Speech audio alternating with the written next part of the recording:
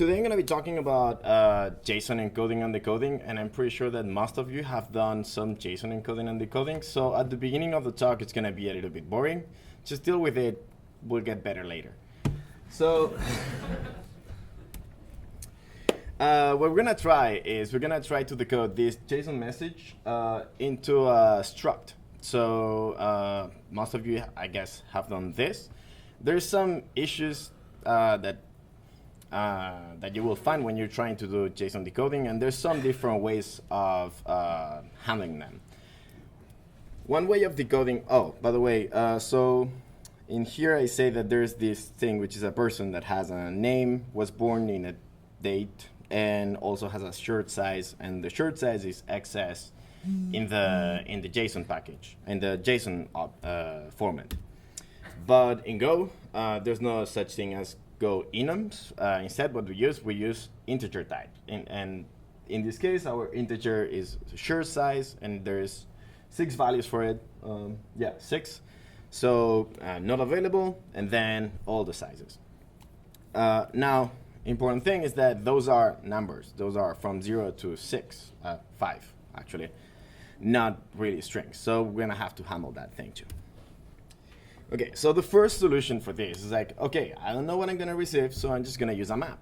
And if you use a map, this is actually really simple. So basically, the JSON decoder is able to decode things onto a map. And this is a map from strings to strings, so the keys are strings, and they are the field names. And the values are also strings, and they are the string values. That's it. Now, if we do this, this works, which is good. And now we can access the field name by accessing the key name in the map. That's it. We don't have to handle anything special. But the problem is that we need extra code, because right now what we have is we have 3 strings. The name turns out to be a string, which is good enough, but the dates and the shirts are still not correct. So, okay, you have to start thinking about the dates. It's like, okay, so I'm gonna be parsing dates, I'm gonna use the time package. If you try to learn how to use the time package, and if you use different, you try to do time handling in different languages, you will discover that there's this magic date, which is actually not magic at all. It's a very specific given date. Anyone knows it?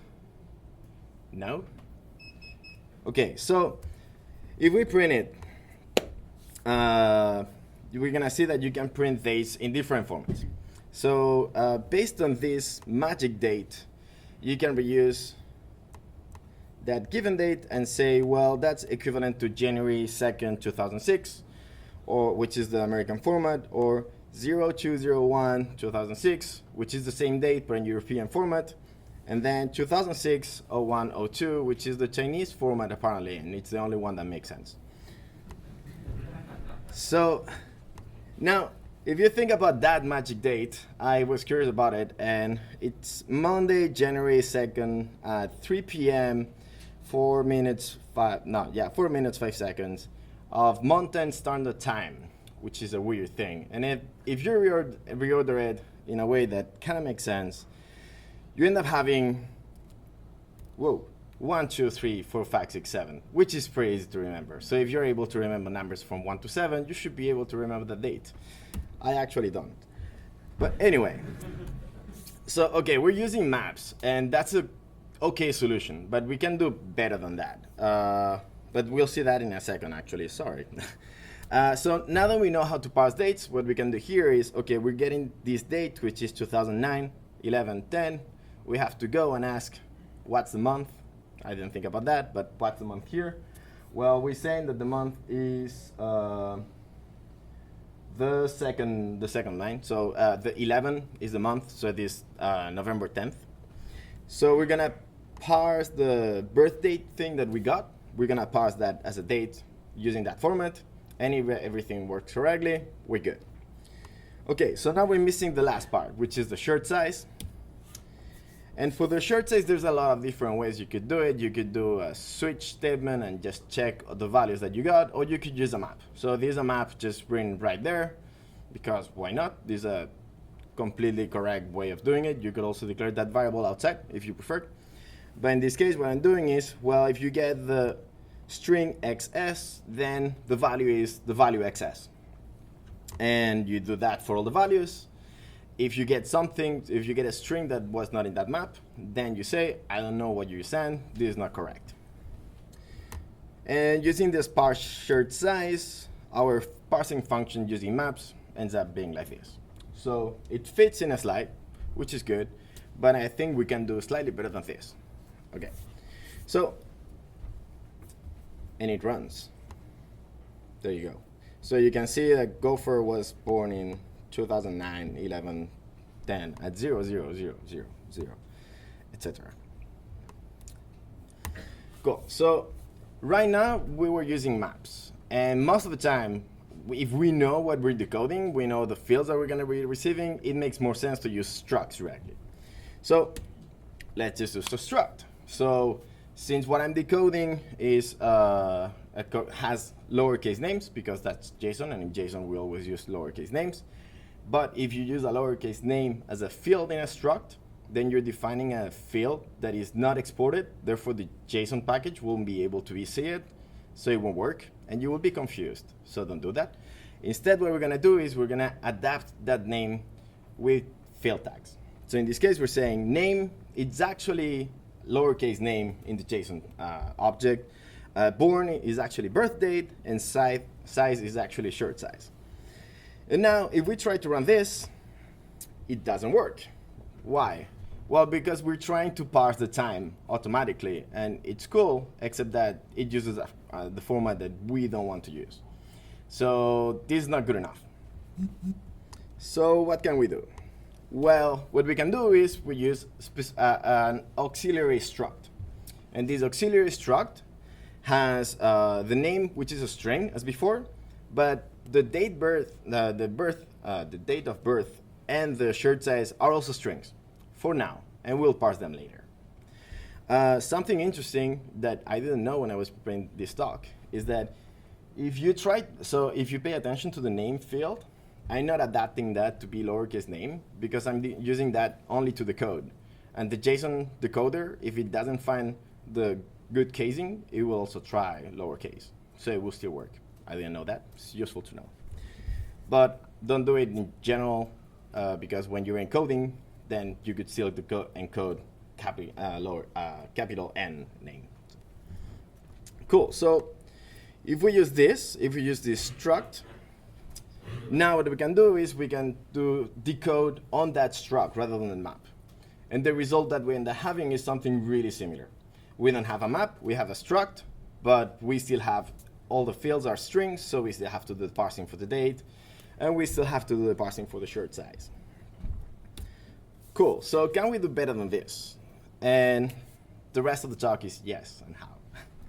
So right now, the problems that I see is that if you have that given date or a date with that given format all around your code base, you're gonna have to remember to call parse date every single time. If you forget, you messed it up. And the same thing for shirt size. So I don't want to have this code repeated all around. I want my type to be really easy to use. If I have a struct with a field of that type, encoding and decoding should just work automatically. And to do that, what I want to do is I want the JSON decoder to be able to do everything automatically. I don't want to have to add any extra lines of code. So let's see how to do that. So the key here is JSON marshaller, JSON marshaller. And both are interfaces from the JSON package. And I could say that actually if you're trying to learn a package from the standard library, something that you should always pay attention to is interfaces. If an interface is there, there's a very good reason for it, and it's probably something that you might be able to use for your benefit. So the time marshaller and the type marshaller, what they do is they allow you to specify a specific way of marshalling on marshalling a given type. So let's try to just do it everywhere. I'm gonna start by parsing, by making my person type a marshaller. And to do that, rather than having my parse function that I had before, now I just change it, and now instead of being called parse, it's called marshal JSON and marshal JSON. And rather than receiving a string, receives a slash of bytes.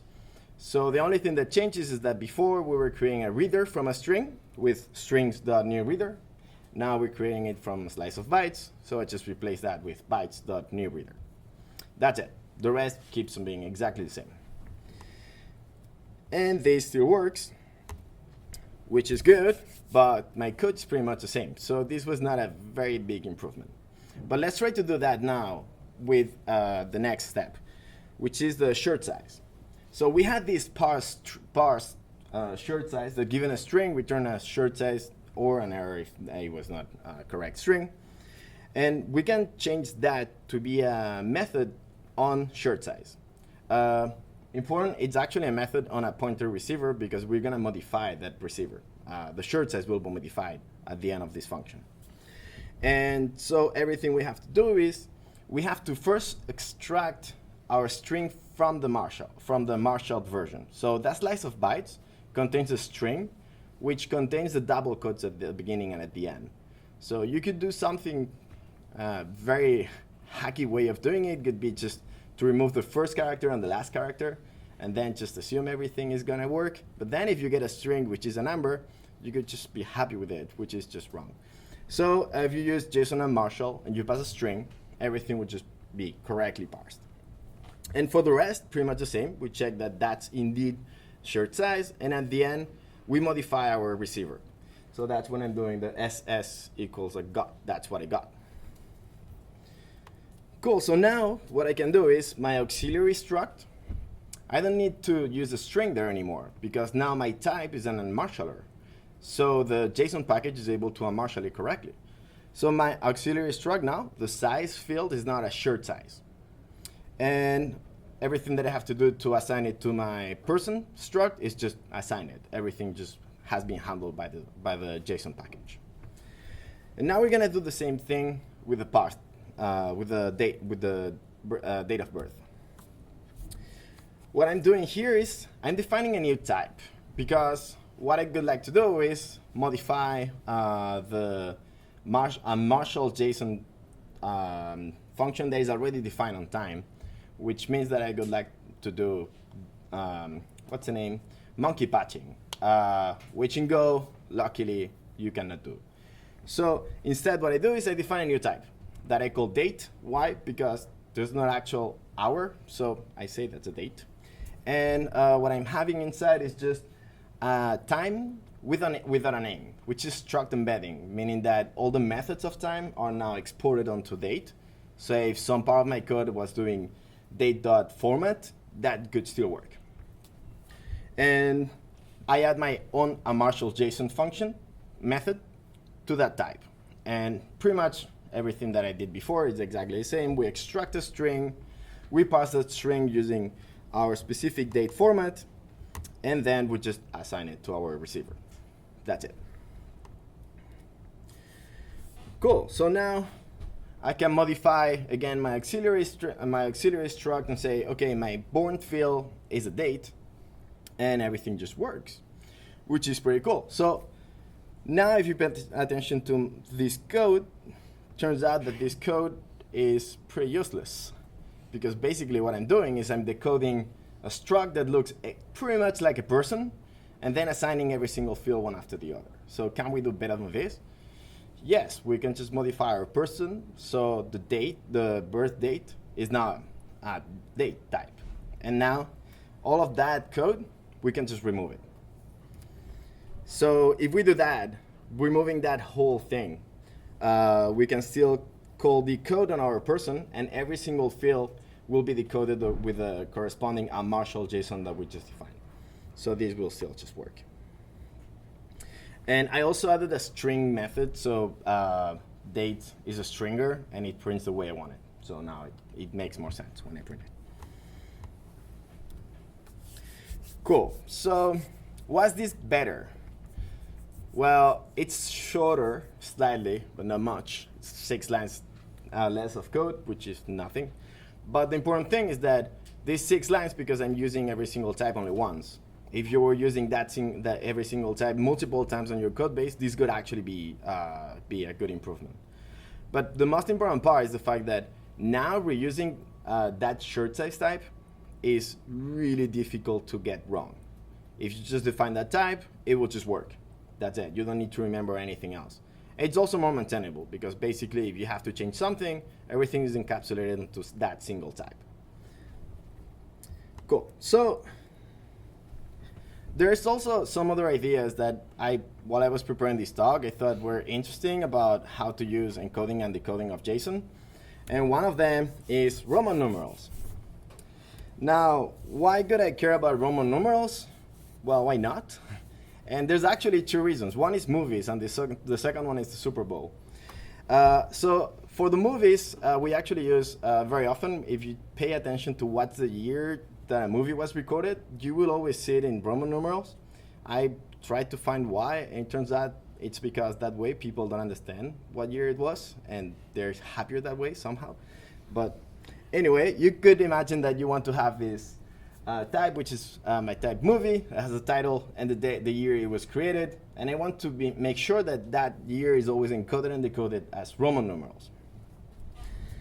So I defined a string method. The code here is not really interesting, but basically I created a string method to create strings which are Roman numerals.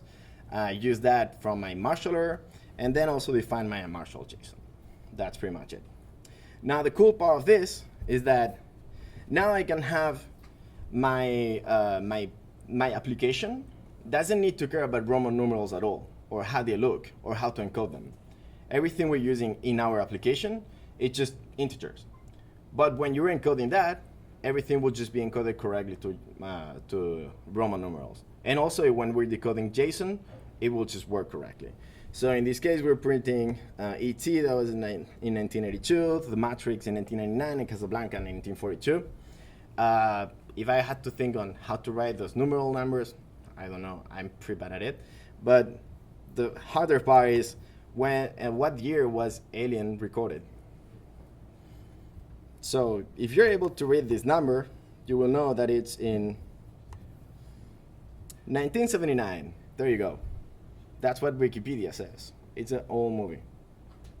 Yeah. I was not born anyway. So the good thing about this is that basically you can forget about encoding and decoding. You just define it once and then use the type freely. Another idea that I had, which is apparently a pretty bad idea though, is you could use it to have secret data. So basically what I'm going to do is I'm going to encode secret data onto JSON that I'm going to be sharing around. Very bad idea. Don't do this. Anyway, so when you think about something that is secret, the perfect example is social security number. I don't really know why it's so secret, but it's really secret. So what I'm doing is rather than having a social security number, which is a string, I say that that's actually a secret. And secret is a type which is also string. Now, I'm using cryptography so when I start my program, I actually create a private key.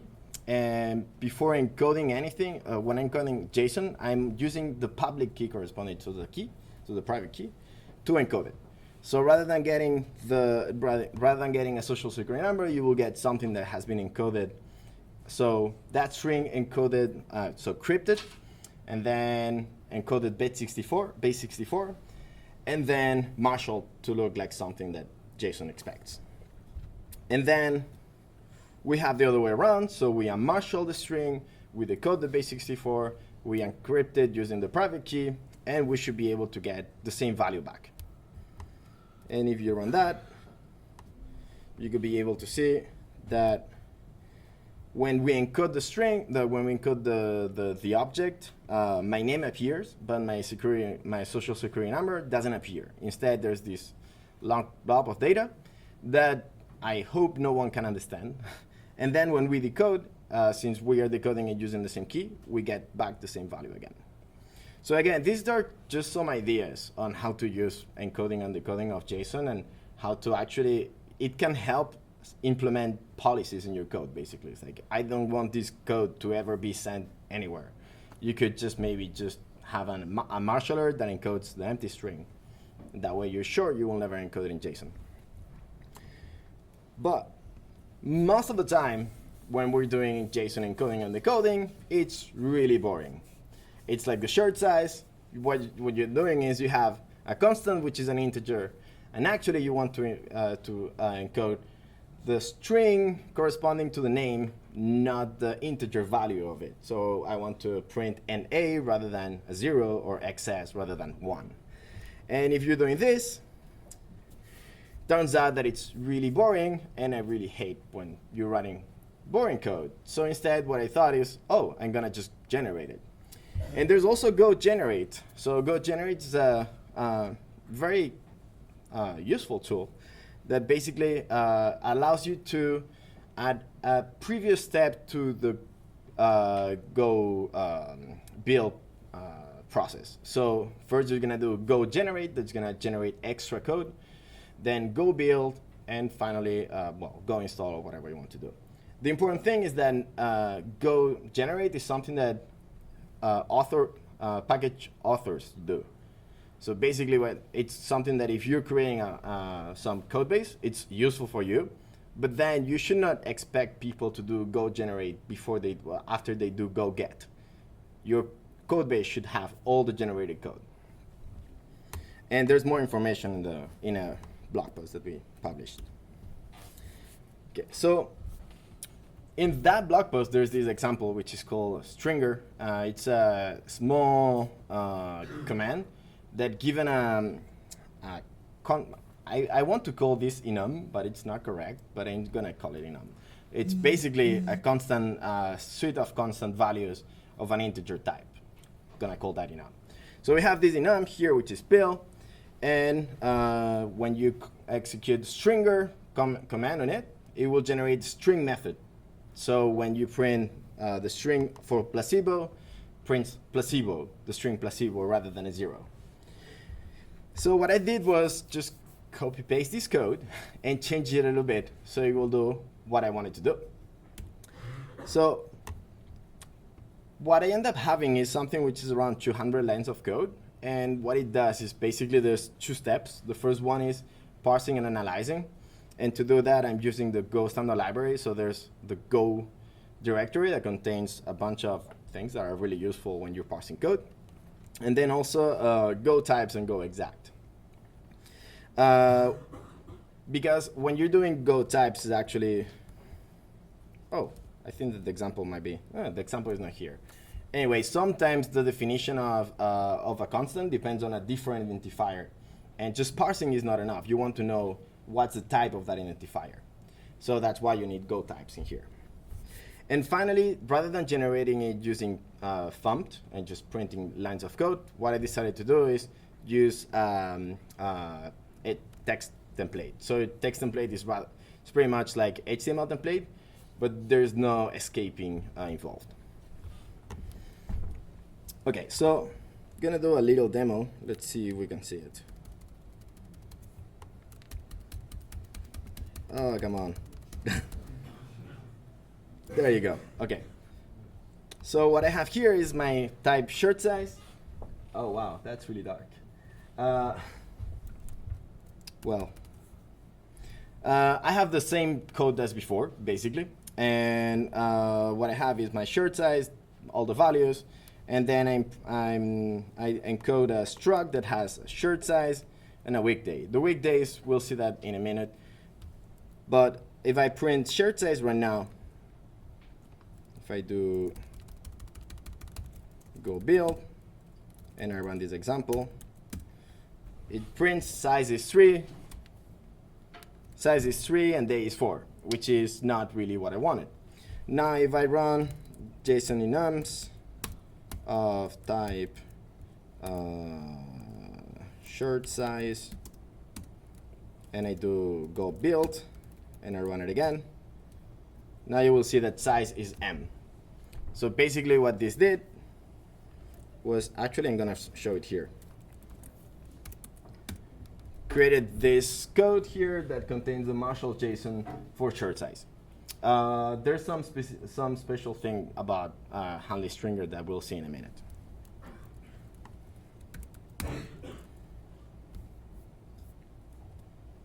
Okay, so what happens when you actually have a stringer too?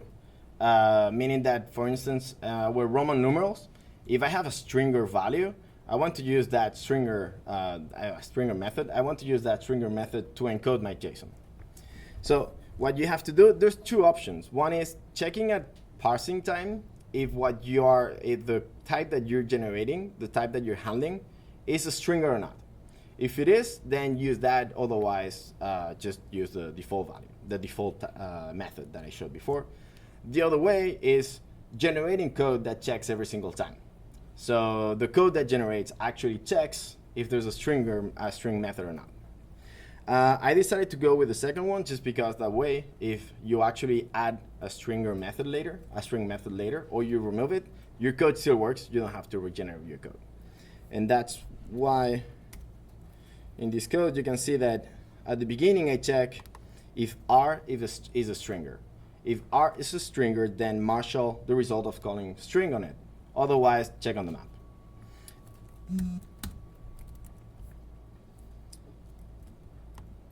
Cool. So I ended up creating this other thing because something that I realized is that once you have in your code, you have, let me find this. Server, not server. This is super tiny. What I'm doing is I have one file that contains all the parsing, and then I have another file, which is the interesting one, which is template.go, which is basically just a template. So everything that I'm doing is I'm generating, given all my values, all my types and values that I parsed, I'm generating some code using text template. And I realized that this was working for JSON enums, but could be pretty useful to do using something else. So generating for any other thing that you might be interested in.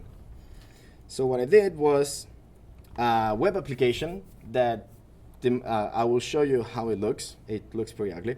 But basically what it does is it parses Go code that you give to it. You also ask for a type, like what we were using with Go generate. And then you also pass the Go template. And it generates code directly for you. So, oh, wow. What have I done? So it's really ugly. I'm a CSS ninja, as you can see. But basically what you can do is you have this code, and given that code, there's three things in the template that you can use. You can use the package name, you can use the type name that you're generating, and then you can use values, which is a slice of strings. And if you run this, it will just generate exactly the code that you want. But imagine that you wanted to generate something like, or actually keeping the same idea, but you want to use a switch statement instead. So you could do something like switch and case. So this could be a range on the values and so on. Well, you get the idea. Basically, this could actually generate something correct, except that this doesn't generate something correct, which is useful because it still fails and lets you know. And the way I found if the code was correctly generated or not, it's just by running go_funct on it. And it turns out go_funct is a library. So running formatting code on the fly is super simple, and it's a good way of verifying that your code is kind of correct. Not completely correct, just a little bit correct. Cool, so I think that I'm running out of time, but basically the demo that I'm running is something that I'm doing is, since my code was not very good, I was depending on having a file system that I can modify. So basically all the code that I get, I put it in a file, and then the parser parses from that file system.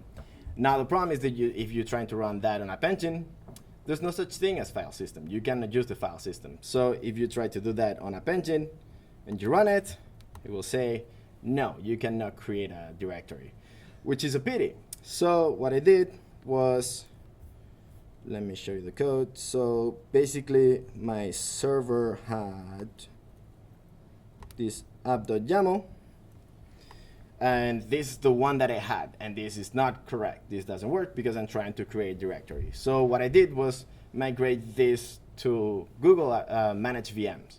So how many of you know App Engine?